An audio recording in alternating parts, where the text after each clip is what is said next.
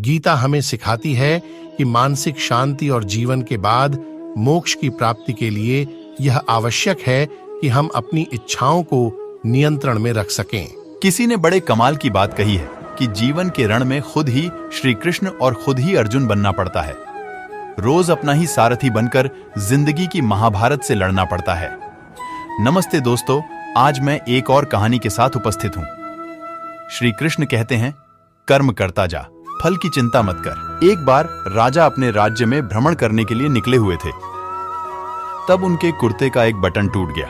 यह देख राजा ने अपने मंत्री तो तुरंत बुलाया और उसे आदेश दिया कि वो गांव से एक अच्छे दर्जी को बुला लाएं, जो उनके कुर्ते का बटन लगा दे। यह सुन मंत्री ने गांव में दर्जी की खोज शुरू कर दी। संयोग से उन्हें एक दर्जी भी मिल गया।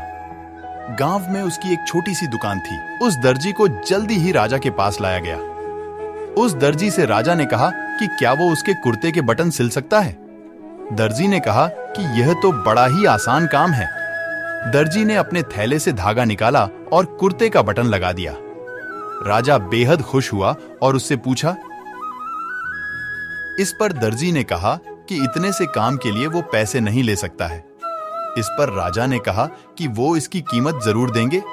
दर्जी ने सोचा कि उसने तो बस धागा ही लगाया है, तो उसके 2 रुपए मांग लेता हूं। फिर दर्जी ने सोचा कि कहीं राजा यह न सोचे कि इतने से काम के 2 रुपए तो गांव वालों से कितना पैसा लेता होगा ये। सब सोच समझकर दर्जी ने कहा कि वो अपनी इच्छा से जो भी देंगे वो ले लेगा। यह सुन राजा ने अपनी हैसियत के मुताबिक उसे 2 गांव देने का फैसला किया। राजा ने कहा कि कहीं समाज में उसका रुतबा छोटा ना हो जाए, इसलिए उसने यह आदेश दिया। दर्जी ने मन में सोचा कि कहां तो वो 2 रुपए मांग रहा था और कहां वो 2 गांव का मालिक बन गया। सीख, इस कहानी से हमें यह सीख मिलती है कि हम सभी अपनी क्षमता के अनुसार सोचते हैं, लेकिन भगवान हमें अपने हिसाब से सब कुछ देते हैं।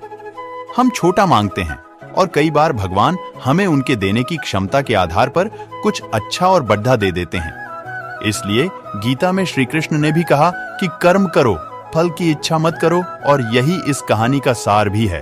फिर से कहूंगा कि माँ बाप का आशीर्वाद और अपना और अपनों का आशीर्वाद के साथ कर दिखाओ कुछ ऐसा जिससे दुनिया करे तुम्हें याद।